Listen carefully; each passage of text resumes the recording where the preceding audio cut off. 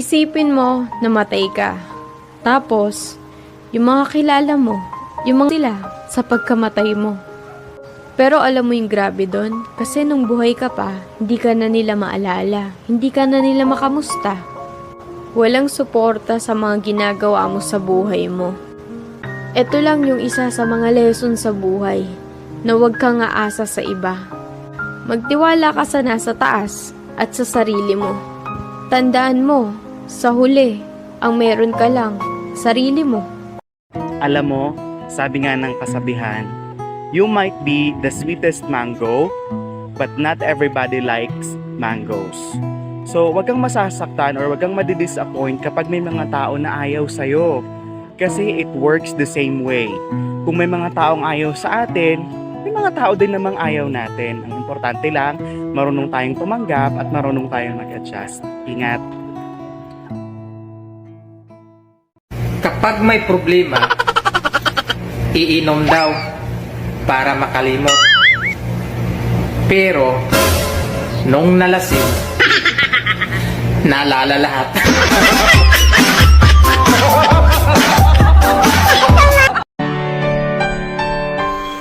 Sino si Andrea? Yan yung paborito kong kabayo. Madalas kong sakyan. O putang ina mo, yung paborito mong kabayo tumatawa. Gago! Mira, anak. Po. Bangon ka na at kakain na tayo. Halika na. Daddy, ayaw ko po. Ayaw mo? Bakit anong problema, anak? Pasakit po ako. May sakit ka? Wala. Hindi ka naman mainit. Anong sakit mo? UTI. UT. Anak, halika na. Punta tayo sa doktor para magpagamot ka. Daddy, wag na po. Dahil? Dahil hindi po magagamot. Hala, ano bang ibig mo sabihing UTI?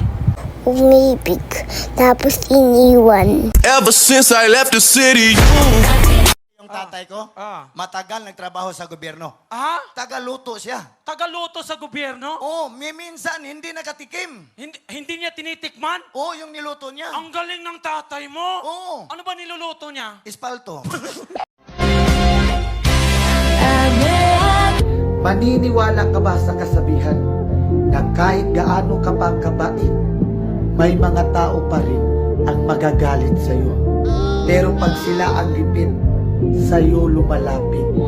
Dahil meron lang dalawang klase ng tao sa mundo. May mabuting tao na pasasalamatan mo. At may masamang tao naman ang magsisilbing pagsubok at magbibigay aral sa iyo. Kaya real talk, ang pinakaayaw ko sa ugali ng isang tao, yung maalala ka lang kapag may kailangan.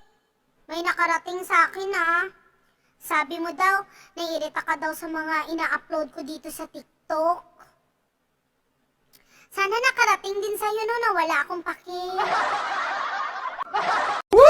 Wala kang karapatan magalit sa post ng isang tao kung hindi naman nakapangalan sa'yo. Pero kung tinamaan ka, problema mo na yun. Kung ikaw na lang palaging nanglilimos ng oras niya, dumistansya ka muna. Kasi ang halaga, nakikita lang pag wala ka na. Hoy, gusto mo bang hindi ka makalimutan ng isang tao? May tip ako para sa'yo. Utangan mo. Lord, hindi po ako banal tulad ng iba. Hindi ako pala simba. Pero ang totoo, mahal kita. Kapag dumating ako sa punto na pinanghihinaan na ako, kapag nawawala na ako sa mga plano mo, kung lumuwag man po ang kapit ko sa'yo, ikaw na po ang kumapit sa mga kamay ko. Huwag mo po sanang hayaang malayo ako sa'yo. Huwag ka rin sanang magsasawa at sukuhan ako. Dahil mahina po ako. Ikaw naman yung natitirang lakas na meron ako.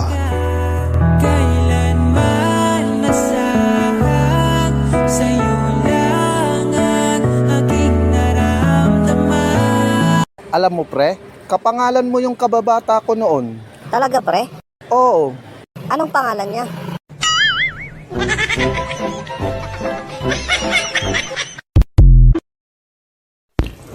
Humiling ako na sana dumating na yung tamang tao. Hanggang sa dumating ka sa buhay ko. Hindi man ako sigurado, pero sumugal ako. Wala akong pakialam sa nakaraan mo.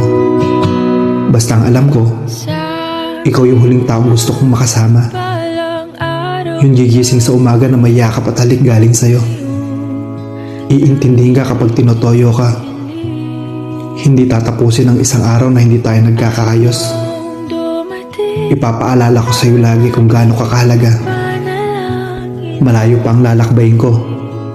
Pero gusto ko, sa'yo titigil ang mundo ko. At sabay haharapin ang bawat araw na magkasama. Hanggang sa pagtanda. For better or worse, till death do us part. I love you. Ako lang ba yung ganito? May bangko ka, pero hindi pera ang naipon mo. Sama ng loob. Ay! Trabaho ng trabaho, pero hindi nakaipon ng pera. Sama ng loob na ipon eh. Ginigil ako sa'yo. Ay! Pahinga ka na lang. Ginigil ako.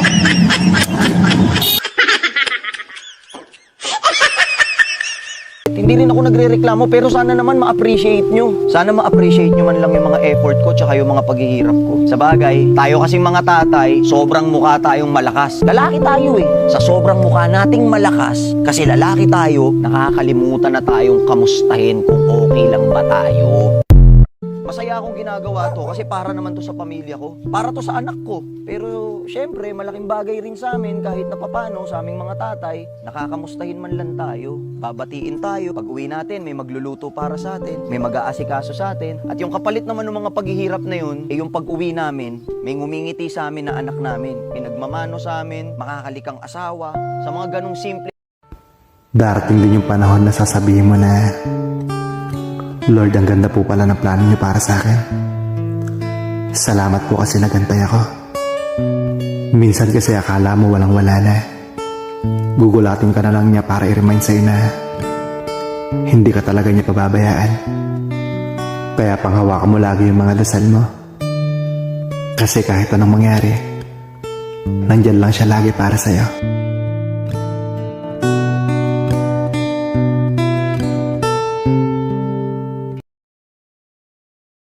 Oras?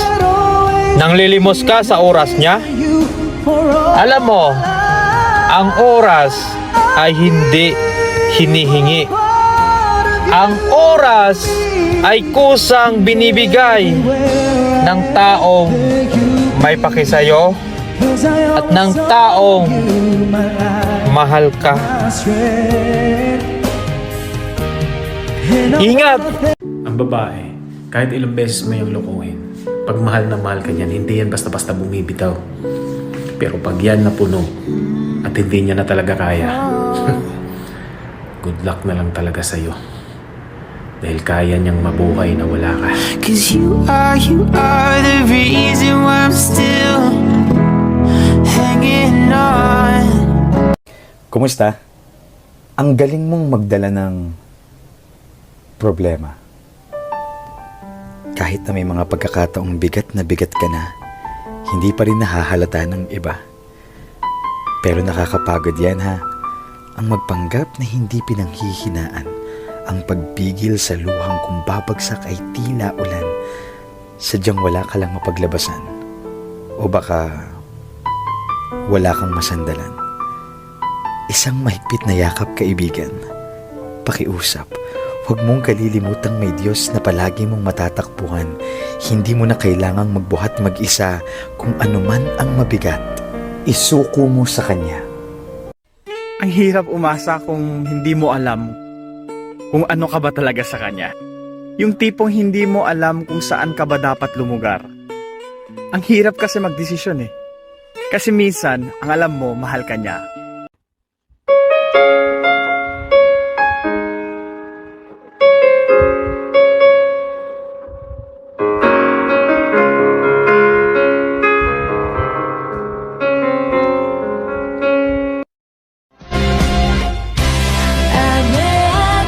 Naniniwala ka ba sa kasabihan na kahit gaano ka pa kabait, may mga tao pa rin ang magagalit sa'yo? Pero pag sila ang lipit, sa'yo lumalapit. Dahil meron lang dalawang klase ng tao sa mundo. May mabuting tao na pasasalamatan mo. At may masamang tao naman ang magsisilbing pagsubok at magbibigay aral sa'yo. Kaya real talk, ang pinakaayaw ko sa ugali ng isang tao, yung maalala ka lang kapag may kailangan